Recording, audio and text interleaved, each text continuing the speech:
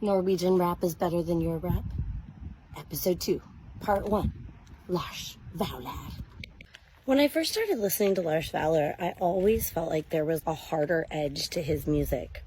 I started listening to him from America, and it was after I was done being a counselor at my Norwegian school. I wasn't teaching his lyrics, and I was a little rusty in my Norwegian. I wasn't listening that much, but they felt a little bit harder, and I really thought maybe they were just much more typical rap lyrics.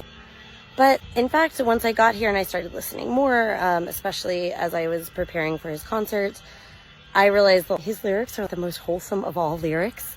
They're all about social justice, and social justice change through policy, calling out policymakers who have unjust policies. He does this more from what I think is the proper way to be an ally if you are in the hegemonic majority of a culture, which is to talk about the ways the hegemonic majority often is making things harder for other people.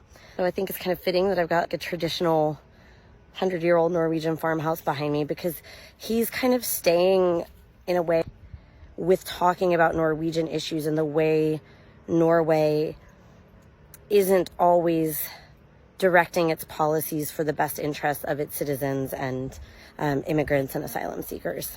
In terms of style, I think Lars Vaular has stuck more to a style which uses samples, which is, I love samples, and he uses them really well to make awesome beats. And I think he uses a lot of like very dry, ironic humor that I think is really great. So jump into some of his lines here. One of the first things that really surprised me when I started looking into his lyrics is his song Vi går opp, which is all about NMPF, which is a series of drug reform laws in Norway that he's speaking out against.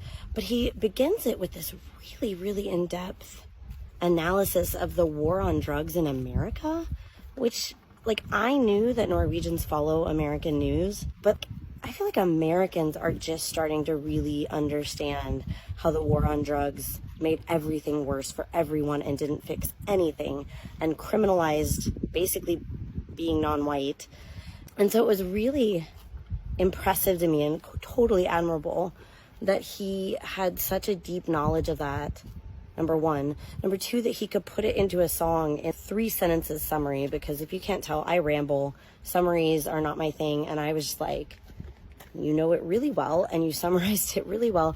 And then he connects it to the way that similar things are happening